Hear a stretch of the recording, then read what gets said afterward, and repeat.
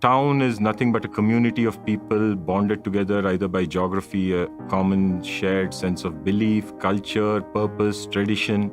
There is more and more consumer demand for unique products that are locally made by local artisans. And those are, efforts that can be supported through marketplace technologies, platform technologies. I saw this need for, young entrepreneurs to get started. There's a huge demand for digitally enabled services in local market, and that was the genesis of eSamudaay. It's sort of the confluence of various factors coming together: technology, people's approach to things, and the way the market is ready to receive such an idea. I think we are all at that tipping point, and it's a great time to implement this idea.